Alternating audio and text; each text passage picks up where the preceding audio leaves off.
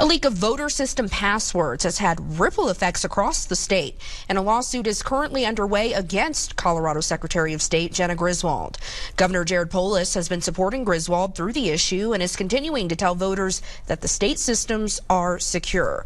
Denver7's Anusha Roy talked to the governor today about ballot security and other election concerns. Well, I wanted to just start off with the issue of the partial passwords that were leaked with the Secretary of State's on the website. And there's been reassurance from the Secretary of State that the systems are secure, but you're also seeing it turn into lawsuits. You're finding out how long these passwords were out. What do you say to skeptics who are still worried about the security of our system? Well, I think the news, you and others did a great job explaining this to people. So this password alone doesn't get you access. It's this password with another local factor of password that the local clerk has, and you have to have the physical access in the badged videotaped area. So there was no access that was on the cameras, no tampering, and so we're able to reassure people that thanks to the fact that we have several factors in our security, nothing was compromised. The final one is we have paper ballots in Colorado. So even if one of the candidates thinks that the county didn't go right, they can request a recount. And so there's a procedure for doing that. The ballots are there. And so I'm very confident in telling my fellow Coloradans every ballot will be counted fairly and accurately. When you talk about like the cybersecurity aspect of this, can you talk about what provisions are in place, to protect against any kind of cyber attack, and what the biggest concern is with that? Yeah, the clerk's systems are not online. They're not connected to the internet where they can be hacked into. That's why they value this badged access, videotaped access. You actually have to go to where the machine is. It can't be remotely accessed from somewhere else. So that's one of the main precautions that is taken against, let's say, hackers overseas or someone else, is that somebody would have to physically gain access to the room, and obviously that's heavily protected.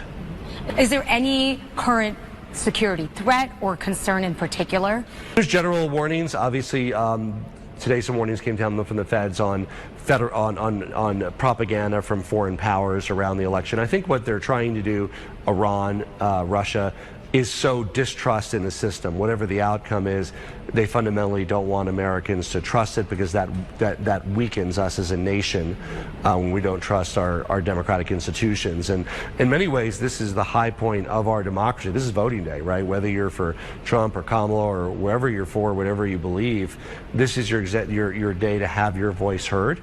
And that's a key part of what makes our constitutional republic so sacred and wonderful. There is some nervousness, some anxiety as we head into election night. What would you say to those who are either worried about other people's reactions to the outcomes today? Like, what would you say to them? Well, look, people will have their voice heard today, and then tomorrow, the sun will rise and it'll be a new day, however the election turns out. I think it is really important that people vote and have their voice heard. And if you have your ballot, you need to put it in an official drop box by 7 p.m.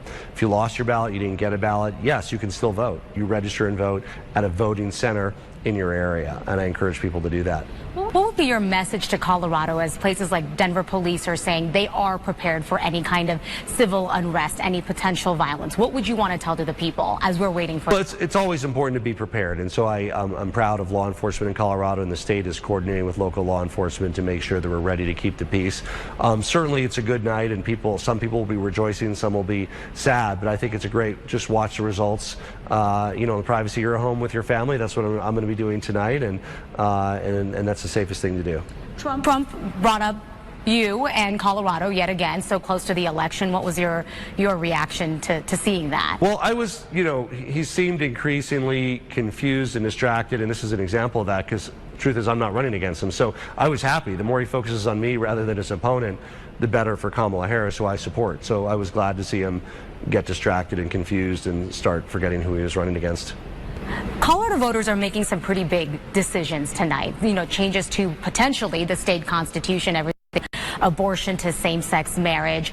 Can you speak a little bit to the magnitude of the choices people are making? Yeah, in Colorado, the only way that the Constitution can be changed is by a vote of the people. The state legislature can't do it, governor can't do it, and it needs 55%, not 50%. So yes, there's constitutional amendments, and we should be very thoughtful about protecting our rights in our Constitution. There's many other initiatives that really matter to Coloradans, and I encourage my fellow Coloradans to read through those and make informed choices. My last question for you is just how are you and your office handling the issues with social media and AI, especially throughout the day? What are you telling people of maybe misinformation or misleading things that are being put out there that's sometimes hard to decipher? Yeah, I think the important thing is that people know how to cast their vote. It is too late to put it in the mail. You need to put it in a drop box. If anybody is saying hold on to it till tomorrow or mail it, that's false information. It's important to flag that and refute that. And of course, if you didn't get or lost your mail ballot, you don't lose the right to vote. You still get to go to a voting center anytime before 7. If you're in line before 7, you get to vote. So if you're there at 7, even if you don't get to vote till 7:30, as long as you're there by 7, you have your right to vote.